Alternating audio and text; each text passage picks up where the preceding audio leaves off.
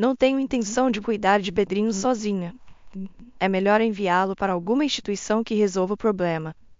Ainda lutava para aceitar completamente a chocante realidade de perder meu marido, que havia se casado recentemente, para um ataque cardíaco no meio dessa confusão. Roberta, a ex-mulher do meu marido, gritou isso alto para os parentes ao nosso redor.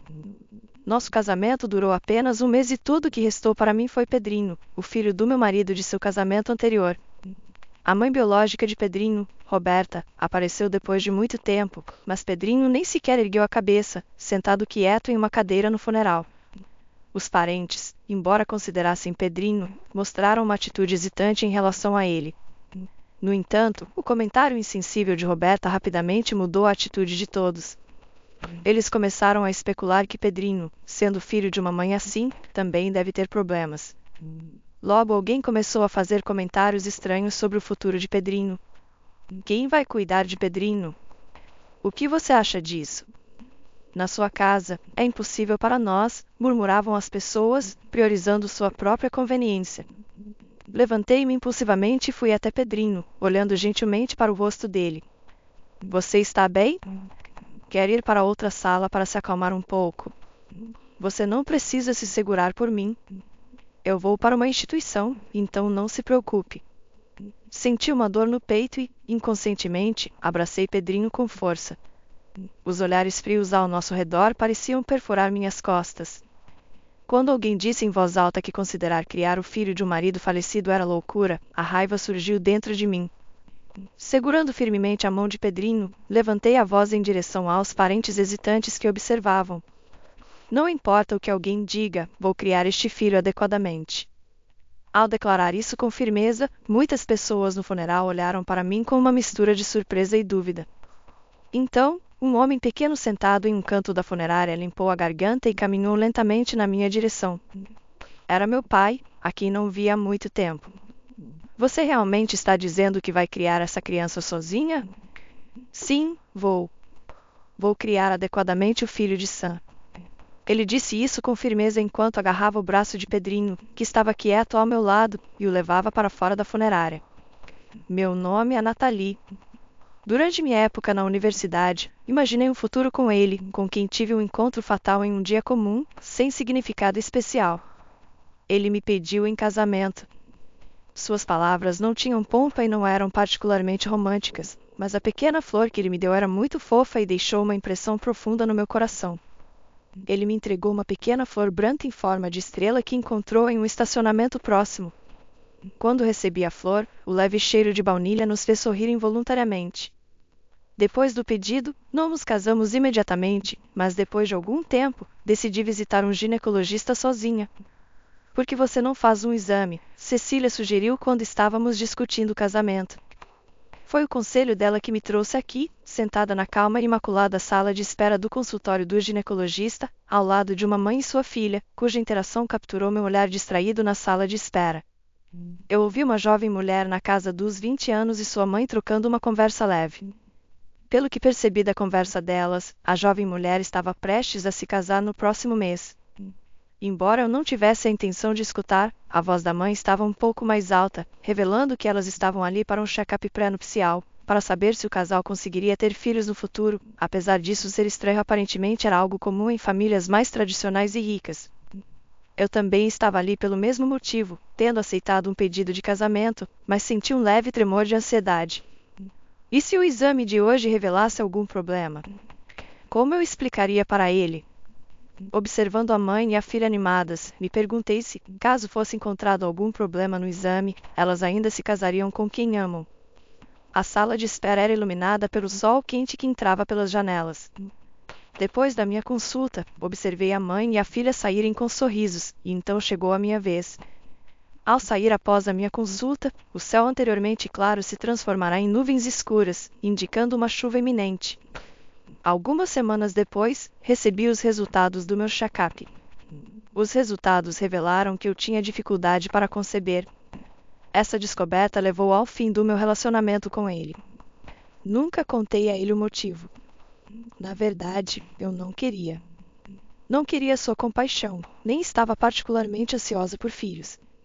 Cada vez que eu via pais com seus filhos na rua, eu me lembrava de que não gostava particularmente de crianças. Era necessário para manter meu coração de afundar. Anos depois, conheci um homem chamado Sam no trabalho, e ele conquistou meu coração, apesar do meu voto contra o amor. Fui atraída pelo seu olhar solitário. Reunindo coragem, propus que começássemos a namorar em um café tranquilo perto do meu escritório. Trocamos olhares profundos pela janela por um tempo. No início, apenas nos olhamos em silêncio. Para ser honesta, eu sou divorciada e tenho um filho. Moramos juntos. Vejo. Mas isso não é um problema. Na verdade, eu tenho dificuldade para conceber. Sério? Sim, é verdade. Por isso, gostaria de criar seu filho como se fosse meu próprio. Naquela época, eu ainda não tinha conhecido o filho de Sam, mas estava determinada a amá-lo e criá-lo como se fosse meu. Sabendo que era filho de Sam, Sam ficou surpreso por um momento, mas depois sorriu com profunda gratidão. Obrigada verdadeiramente. A partir desse momento, nosso novo relacionamento começou. Descobri que Roberta, a ex-mulher de Sam, abandonou suas responsabilidades familiares e saiu de casa. Não estava claro como isso afetou emocionalmente seu filho Pedrinho, mas sua solidão devia ser imensa. Com apenas 10 anos, Pedrinho frequentemente passava noites tarde na estação com velhos amigos, já que seu pai Sam frequentemente se atrasava devido a compromissos de trabalho e não conseguia passar muito tempo com ele. Quando comecei a namorar Sam, logo conheci Pedrinho e lhe transmiti que nosso relacionamento era sério e que estávamos considerando o casamento.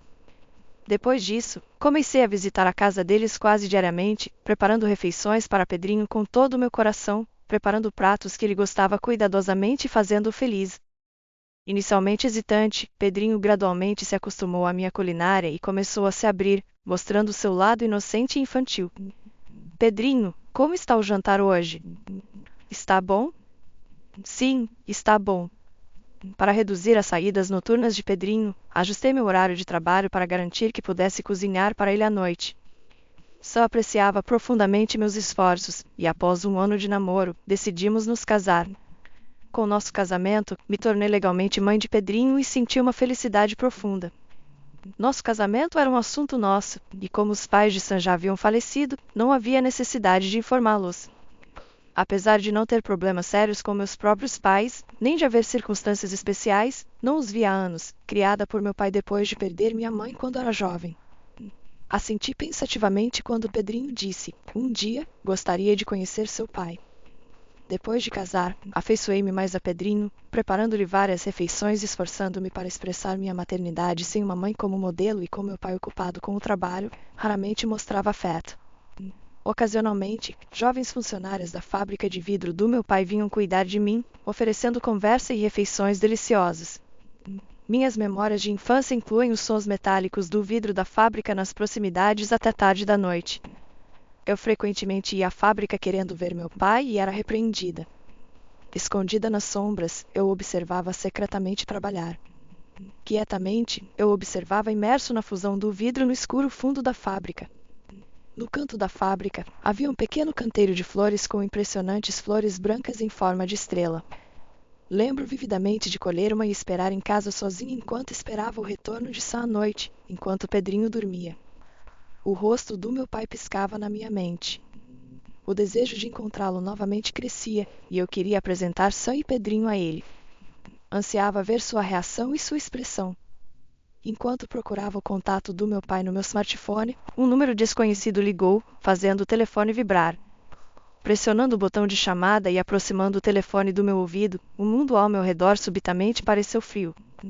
A voz de uma mulher desconhecida, as notícias chocantes que ela trouxe e o ar gelado naquele momento trouxeram uma sensação de profundo frio.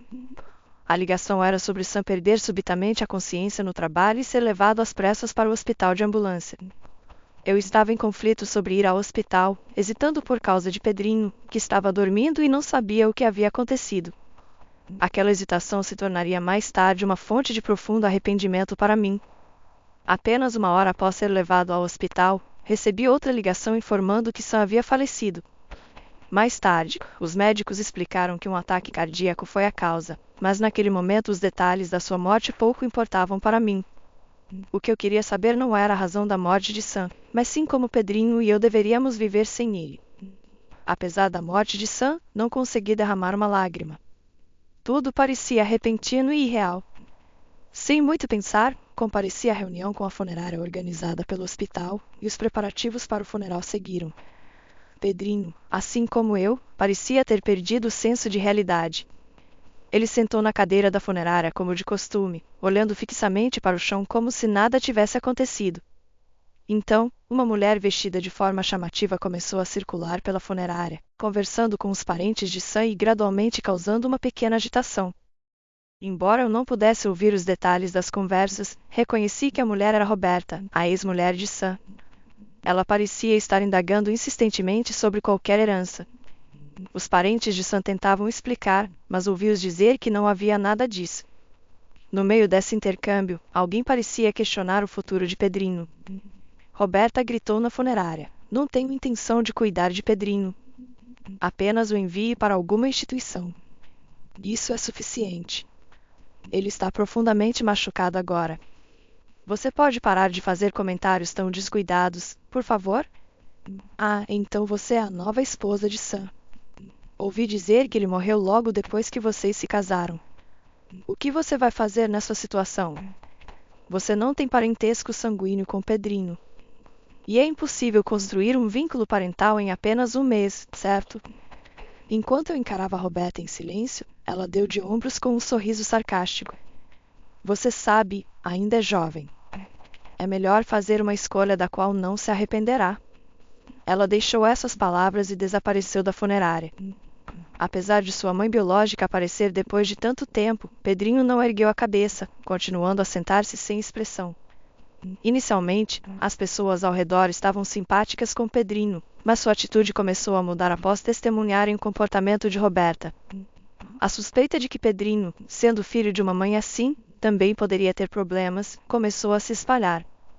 A ideia de que o sangue não pode ser negado e a falta de obrigação de criar uma criança sem parentesco sanguíneo levou a sussurros frios ao meu redor. Um dos parentes de Sam de repente começou a fazer uma pergunta preocupante: "Quem vai cuidar de Pedrinho agora?" Seguindo isso, outros parentes começaram a expressar suas próprias situações com comentários egoístas, como "é impossível para nós e quanto à sua casa." Vendo Pedrinho se levantar, corri instintivamente ao seu lado e olhei em seu rosto, tentando consolá-lo. "Você está bem? Quer se mudar para outro lugar? Você não precisa se segurar por minha causa. Eu irei para uma instituição." As palavras de Pedrinho me fizeram sentir como se meu coração estivesse sendo espremido, e inconscientemente o abracei apertado. No meio dos olhares frios ao nosso redor, alguém disse que criar o filho de um homem falecido era impensável. A raiva fervilhou dentro de mim diante dessas palavras, e me virei para os parentes para encará-los. "Não importa o que qualquer um diga, eu vou criar Pedrinho. Por favor, acalmem-se. Vocês não têm obrigação de fazer isso. Enviar ele para uma instituição talvez seja melhor para o seu futuro também.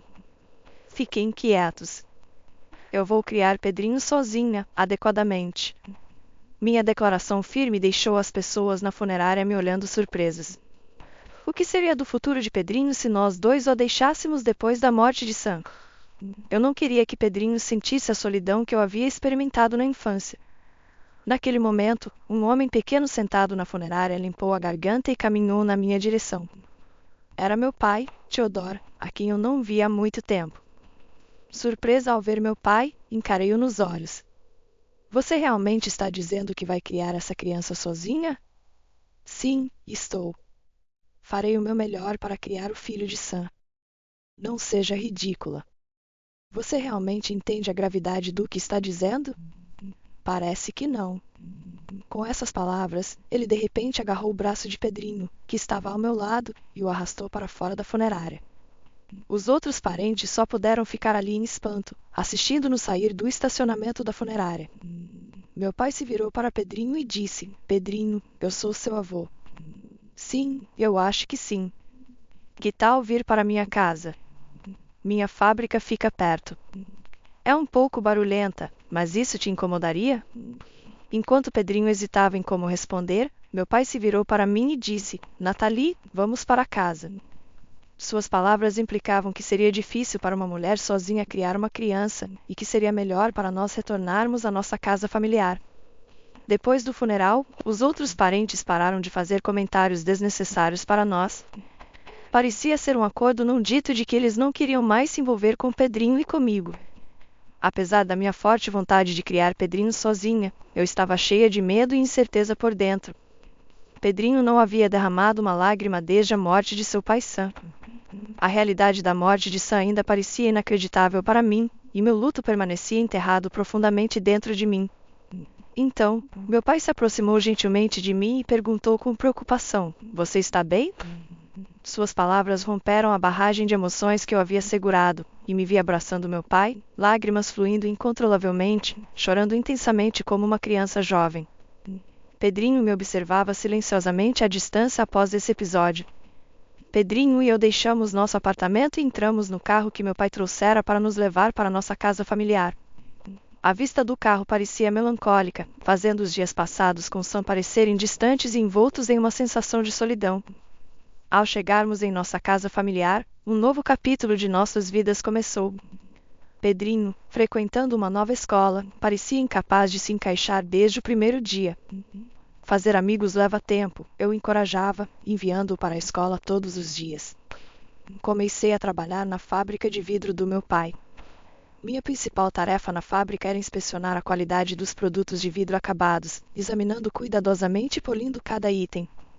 O trabalho que costumava observar de longe na infância, considerado muito perigoso para eu participar, agora se tornará minha responsabilidade, me enchendo de uma certa profundidade emocional. Entre os funcionários veteranos estavam mulheres que haviam cuidado de mim no passado. "Você cresceu tanto desde que era pequena", elas costumavam dizer, olhando para mim com profunda emoção. Theodore, embora não diretamente envolvido na produção de vidro, era visto por perto, conversando animadamente com alguém que parecia ser um vendedor. Entre as minhas tarefas de inspeção, eu ocasionalmente olhava para os artesãos soprando vidro. A visão dos artesãos inserindo longas hastes em grandes fornos cheios de vidro derretido, brilhando laranja, parecia quase mágica. Eles habilmente envolviam a quantidade certa de vidro ao redor da haste e sopravam, inflando-o como um balão. Eu não pude deixar de admirar sua técnica e experiência. Internamente, eu pensava em tentar soprar vidro um dia, mas a atmosfera da fábrica sugeria que iniciantes não eram permitidos. Os artesãos trabalhavam silenciosamente, mas fluidamente, e liderando esses especialistas estava meu pai, um pensamento que me enchia de profundo orgulho. Durante esse tempo, eu estava me esforçando ao máximo para me adaptar à nossa nova vida. Pedrinho também devia estar lutando para se ajustar ao seu novo ambiente. Em uma reunião de pais na escola, um dos pais mencionou a situação de Pedrinho na escola. O fato de sermos uma mãe e filho não sanguíneos tornara-se um rumor local, e parecia ser sussurrado na escola dele. Naquela noite, depois de ouvir esse fato, comecei a andar com o coração pesado, cheio de pensamentos diversos, inconsciente e incapaz de imaginar tal situação. Estava atormentada por arrependimento, desculpas e um desejo de escapar, desejando que Sam ainda estivesse aqui. Ao chegar em casa, os tênis de Pedrinho estavam espalhados na entrada, o que me trouxe um leve senso de alívio. Ao caminhar pelo corredor e bater suavemente na porta do quarto de Pedrinho, perguntei: "Pedrinho, podemos conversar por um momento?" "Não abra a porta, por favor." A voz ligeiramente rouca de Pedrinho veio de dentro do quarto. Pausadamente, sussurrei uma desculpa em meu coração, depois reuni coragem e continuei: "Pedrinho, você pode me contar sobre a escola ou qualquer coisa, se puder falar?" Não houve resposta de Pedrinho, e o silêncio envolveu o quarto. Depois de ficar parada na porta por um tempo, Nathalie se moveu relutantemente para preparar o jantar. Com o passar dos dias, as conversas com Pedrinho se tornaram cada vez mais escassas. Não importava o quanto Nathalie agisse alegremente, Pedrinho parou de falar sobre a escola completamente. Eventualmente, ele parou de ir para a escola e ficava na maior parte do tempo em seu quarto. Nathalie, saindo para trabalhar ao mesmo tempo em que Pedrinho supostamente saía com sua mochila, não conseguia confirmar o que ele fazia depois. No trabalho, Nathalie não conseguia parar de pensar em Pedrinho, levando a lapsos de concentração e erros básicos, como deixar cair acidentalmente produtos de vidro recém-feitos. Meu pai, percebendo meu estado, ofereceu conselhos. Às vezes com firmeza, às vezes com bondade. Eu não conseguia me abrir totalmente para meu pai, que havia sido absorvido pelo trabalho durante minha infância, mantendo minhas emoções profundas escondidas. Ainda assim, ele vinha até mim após o trabalho, com uma expressão séria, e repetidamente dizia: se tiver alguma preocupação, sinta-se à vontade para falar comigo. Suas repetidas garantias de que eu poderia falar com ele sempre que precisasse implantaram em mim uma forte determinação de proteger Pedrinho. Após noites de profunda reflexão, tive uma ideia para me comunicar com Pedrinho. Numa manhã tranquila, durante o café da manhã, apresentei um novo smartphone a Pedrinho. Pedrinho, olha só, é um novo smartphone. Se tiver algo difícil de falar na escola, pode me mandar um e-mail. Farei o que puder para ajudar, disse. Obrigado, murmurou Pedrinho, segurando cuidadosamente o novo telefone com ambas as mãos. Por um tempo, não houve comunicação de Pedrinho devido à minha incapacidade de ensiná-lo corretamente a usar o smartphone. Aceitei isso como normal. Inesperadamente, um dia recebi um e-mail de Pedrinho mencionando que um homem gentil na fábrica de vidro havia lhe ensinado o básico do smartphone. Gradualmente, Pedrinho começou a compartilhar suas experiências escolares por e-mail, me levando a pensar em maneiras de apoiá-lo como mãe. Embora eu não pudesse intervir diretamente em incidentes específicos na escola, eu podia enviar palavras de encorajamento por e-mail. Talvez essas mensagens fornecessem algum tipo de apoio para Pedrinho. Após dar o smartphone a Pedrinho, ele gradualmente voltou à rotina escolar regular. Ao longo de seus anos no ensino médio, Pedrinho frequentou a escola diligentemente, sem problemas. Como aluno do ensino médio, Pedrinho começou a conversar diretamente comigo sobre suas experiências escolares, impressionando-me com sua franqueza. Nos fins de semana, meu pai levava Pedrinho à fábrica para experimentar a arte de soprar vidro, uma vez proibida devido aos seus perigos. Ao ver Pedrinho aprender a soprar vidro, fiquei cheia de alegria e orgulho. Meu pai começou a ensinar a Pedrinho técnicas de fabricação de vidro nos fins de semana e nos dias de folga da fábrica. Os copos que ele fazia eram tão belos quanto obras de arte, transmitindo uma sensação especial. Conforme Pedrinho se aproximava de seu último ano no ensino médio, ele demonstrava uma atitude passiva em relação à faculdade e ao emprego, ponderando profundamente sobre que carreira seguir. Os lembretes constantes de seu professor sobre seus planos futuros deixaram claro que Pedrinho ainda não havia decidido seu caminho após a formatura, fazendo-me sentir a responsabilidade como mãe. Nos fins de semana, eu observava Pedrinho praticar a fabricação de vidro com meu pai, enquanto eu lidava com tarefas administrativas, como organizar faturas, num canto da fábrica. Durante os intervalos, Pedrinho e Teodoro podiam ser vistos sentados em cadeiras de tubo, discutindo algo enquanto observavam o vidro derretido com atenção. Ainda há sentido em fazer vidro à mão nos dias de hoje? Perguntou Pedrinho. Meu pai mostrou uma expressão complexa, pensativo. Em resposta à pergunta de Pedrinho, embora eu não conseguisse dizer como Teodoro, o artesão, aparecia aos olhos de Pedrinho, que estava entrando na vida adulta, as palavras de Pedrinho carregavam peso, e Teodoro as levava a sério. Ainda há grande significado em fazer vidro à mão, mesmo hoje em dia. Existem vozes que veem nossa indústria como declinante, mas o fato de podermos ganhar a vida mostra que nosso trabalho ainda tem valor. Há pessoas que apreciam o vidro que faço, disse ele. Você não tem medo do risco de falência? Perguntou Pedrinho. Na verdade, tenho muito medo. O risco de falência é sempre aterrorizante, respondeu meu pai. Enquanto Pedrinho e meu pai estavam profundamente envolvidos na conversa, eu despejava chá de cevada num copo de prática. Feito por Pedrinho e oferecido a eles, meu pai pegou o copo de vidro feito por Pedrinho, deu um gole no chá de cevada e mostrou uma expressão levemente melancólica. A transição para a mecanização nos produtos de vidro aconteceu quando eu era jovem. Nathalie era pequena naquela época e eu nem mesmo tinha tempo para brincar com ela. Eu estava desesperado para conseguir dinheiro todos os dias, sem espaço mental para sobras. Mamãe também deve ter se sentido solitária naquela época. Sim, provavelmente ela estava. Eu mal conseguia cuidar de Nathalie, o sentimento de responsabilidade como seu único membro da família era avassalador. Ouvindo meu pai, ele observou silenciosamente a fábrica de vidro, aparentemente perdido em lembranças. Quando comecei esse negócio, perdi minha esposa de repente. Não tive tempo para lamentar e tive que continuar avançando. O motivo era claro: criar minha amada filha Nathalie exigia uma situação financeira estável. eu também precisava apoiar meus funcionários e manter nossa empresa viva. Nunca quis entristecer minha querida filha, então, não importa a dificuldade, me motivei para superá-la. Papai, desculpe por mostrar um lado tão feio. Honestamente, sou um homem autocentrado que só pensa em si mesmo. Hesitando um pouco, estendi lentamente a mão e toquei gentilmente a dele. Sua mão era magra, mas grande, com dedos longos e dava uma forte impressão. Ele deve ter criado inúmeros copos com essas mãos. Ajoelhei-me silenciosamente diante dele, antes que percebesse, segurava gentilmente sua mão com ambas as minhas. De sua mão, algo quente parecia fluir, como se estivesse falando diretamente ao meu coração. Papai, talvez eu não seja impressionante. A verdade é que muitas vezes me torno autocentrado, pensando apenas em mim mesmo. Quero expressar minha profunda gratidão, papai, por tudo que você fez pelo meu crescimento. Nathalie, você realmente me ouviu? Eu realmente não conquistei nada significativo.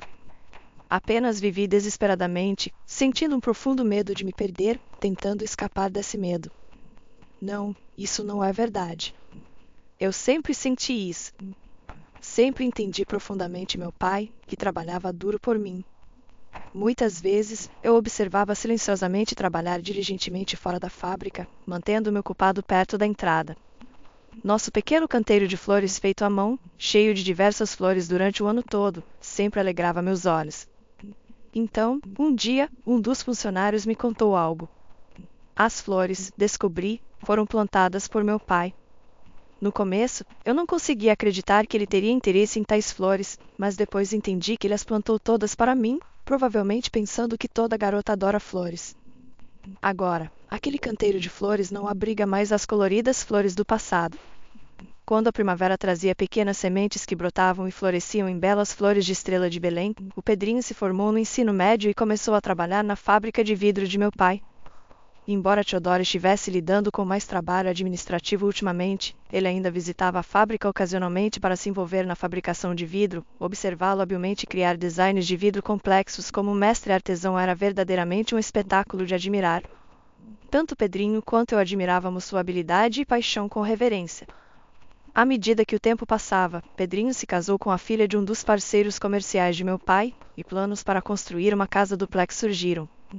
Inicialmente, rejeitei firmemente a ideia, mas eventualmente concordei depois que Pedrinho expressou seu forte desejo de morar juntos.